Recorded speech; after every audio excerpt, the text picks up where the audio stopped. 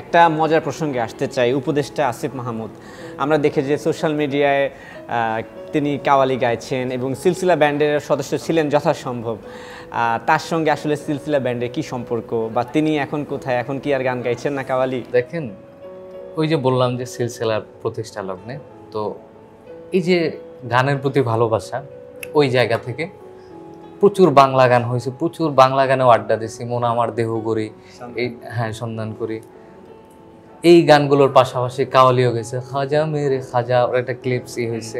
তো এই গানগুলো ভালো লাগা থেকে, ওই যে বললাম যে ধর্মীয় জিনিসটা আপনি একটা ইসে রাখেন, এই কাওয়ালিটা একটা জনরা, ওই জায়গা থেকে আমরা একসাথে চর্চা করতাম। ইভেন আসিফ মাহমুদ আমাদের সাথে বিভিন্ন জায়গায় প্রোগ্রামেও গিয়েছে, সিলসিলা অন্যতম একজন সদস্য প্রতিষ্ঠাকালীন।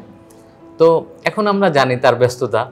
আরএফএল গ্যাস স্টোভ 25% গ্যাস সাশ্রয়, তাই টাকাও বাঁচে 25%। তাহলে আসিফ মাহমুদ মানে নট উপদেষ্টা আসিফ মাহমুদ, আসিফ মাহমুদকে, শিল্পী আসিফ মাহমুদকে কি আমরা খুব শীঘ্রই কাওয়ালি গাইতে দেখবো কিনা সিলসিলা ব্যান্ডের সঙ্গে? হ্যাঁ, আমরা অবশ্যই সামনে টিএসসিতে কাওয়ালির আয়োজন করব, তখন আমরা উপদেষ্টা আসিফ মাহমুদকে পাবো। এবং শিল্পী হিসেবে, দর্শক বা হ্যাঁ উপদেষ্টা হিসেবে? হ্যাঁ, এটা অনেক মানুষের দাবি, কমেন্ট সেকশনও আসিফ মাহমুদের কাওয়ালি শুনতে চাই।